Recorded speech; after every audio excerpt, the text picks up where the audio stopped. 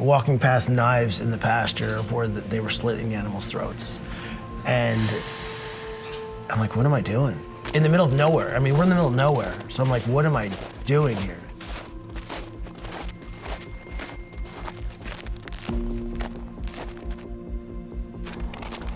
Well, I definitely didn't want to buy a slaughterhouse. It was a muddy mess with, unfortunately, dead bodies everywhere. So none of this fencing was here. This is like a swamp. There's tires and pallets and just garbage and garbage everywhere. I in no way wanted to purchase this place, live at this place, or be here for another minute. But I found Arthur. You're a very good boy. You're a very good boy.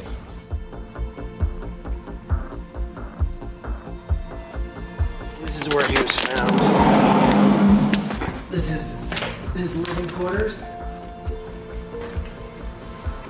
I don't know if you can see the flies. Hi! You're a good boy, Arthur. Arthur is the OG PIG. I said to the agent, I said, I'm taking the pig. He goes, what do you mean?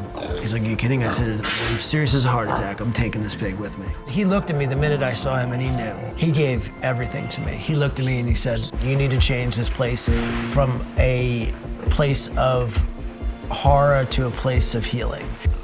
Since that second of that day, we both have never lived the life we thought we would live.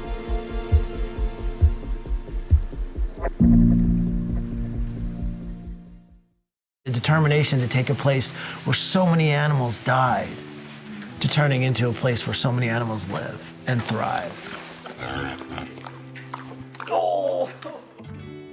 I was working in a sanctuary for 2 years. I was volunteering in rescue and knew I wanted to focus on pigs. And just so happens the property I looked at, there was an abandoned pig.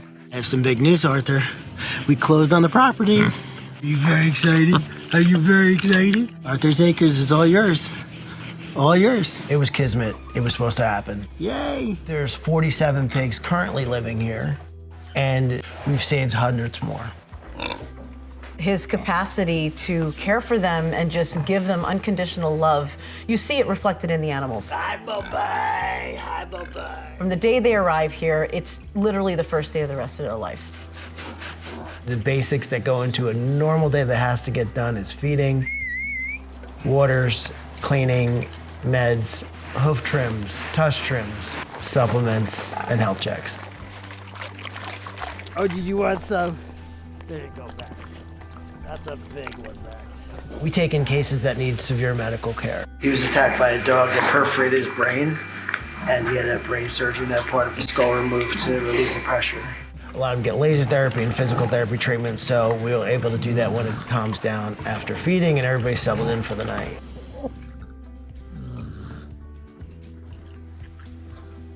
I come up every Tuesday after work and I volunteer my time and I treat as many pigs as I can. I'm here sometimes till 9, 10 o'clock at night. That's a very cute one. Oh, she's adorable.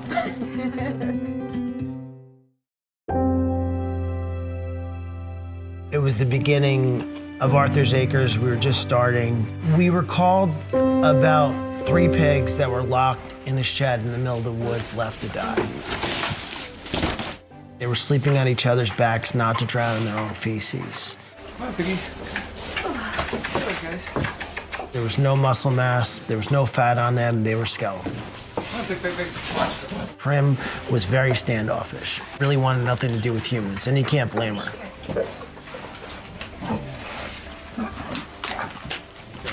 Wow. Look at that, eating the grass to eat the band. Thing is starved. They did it. They did it. Prim and Rue had to go to Cornell to get spayed. Prim was scared to death. I sat down to say goodbye to them, that I'd come pick them up in a few days, that they were safe. And Prim, she put her head against my chest on the ground and would not let me leave. And she didn't connect with me at all before that. She wanted nothing to do with me. She was almost like apologizing, like, I'm sorry, don't leave me here. Like, she was afraid she was gonna be tortured again. After she came home, she walks up to me every day, rubs her head up and down my leg and walks away. Like, hey, we're good, I love you.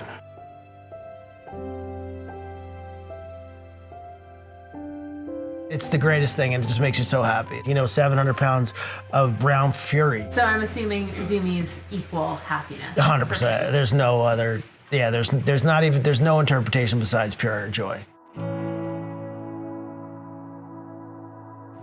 Good morning, sunshine. You've been working so hard. I have a really good treat. I've been baking all morning and I roasted some pumpkin. I was called by a woman who actually sold a horse trailer. She had to go repossess it. The pig's living in there and the owner at the time doesn't care what happens to the pig. When you saw him, it was shocking. Hi, I'm here to rescue. I got cookies for you. Hi, we're gonna go to a nice place. This little body was trying to carry this tremendous weight. Oh, poor baby. You're a little heavy. All the rolls and the obeseness, and you couldn't even see his feet. It struck a chord and people were like, this is sad. This is not funny anymore. This is sad.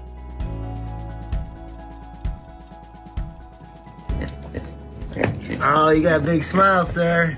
You got a big smile, sir. They tell me their names. I look at them and I just instantly think of their names. Paulie Walnuts. I was obsessed with The Sopranos. Paulie Walnuts. Paulie Walnuts was the character, and it fits. And I don't know if there's any more of a perfect name. He walks around like a little mafia guy. So.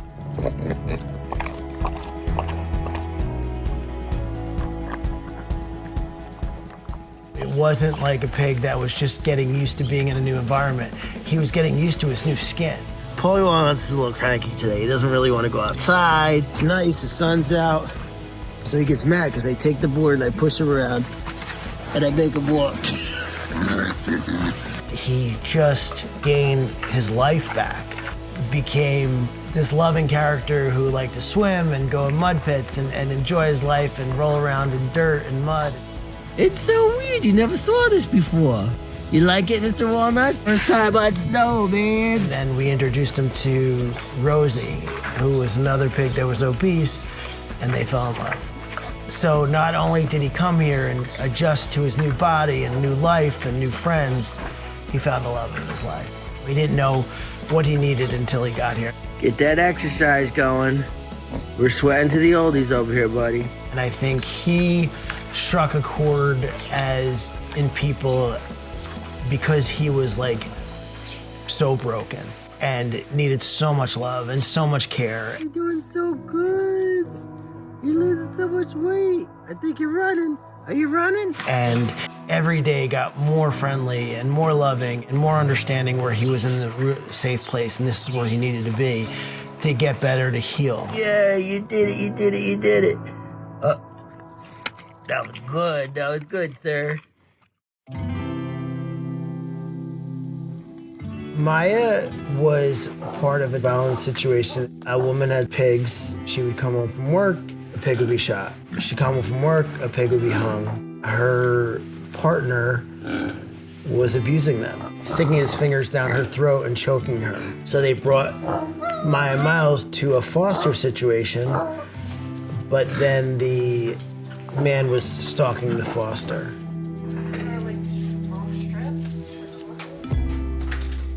No matter where they came from, that was still their home. So when you pick them up and bring them from their home to a new location, they're still missing that. You want an apple? I had a crib in the house in my room. They didn't want to be in the crib, they wanted to be in bed, so they slept in bed with me, and we're attached. A little. Oh, Maya! We're kind of bonded, as you can see, and I don't hate it. It's just like you would think a family pet. Like as soon as I come in, she looks up and she beelines to me. This is true love. This is unconditional love. This is an animal that was severely abused by a human being and just can't get any closer to me.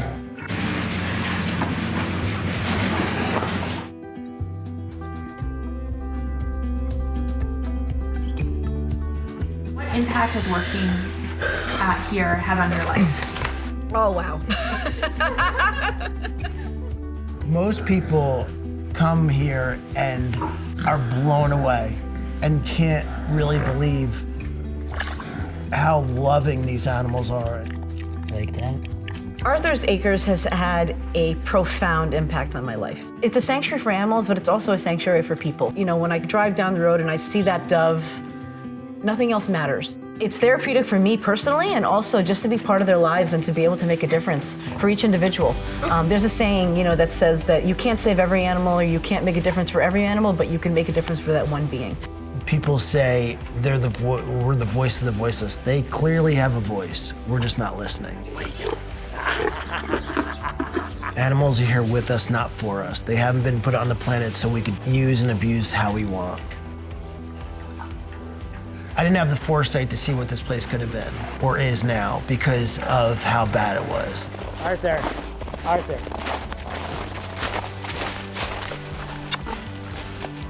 Arthur basically showed me I could do it. To change a horrible place, a horrible situation, and I honestly, looking back, I don't know how I saw the vision I saw. I just felt like there was so much death here. There was so much death. There was bone saws in here. There was knives. There's like a chip company in town, and they would just feed him the leftover stuff from there. So I always say he's the real founder of Arthur's Acres because this place did not exist without him, and I would never have done this. And he knows that I saved him, and I know he inspires me. Every day that I see him, I'm like, hey, you did this. He is the inspiration. He is the motivation. He is the heart and soul of here. He did it 100%. Like, he's the true founder, and people laugh when I say that, and I fully mean that, and I fully believe that. I love this place. So, you know, it's still a work in progress, but it would have been nowhere without him.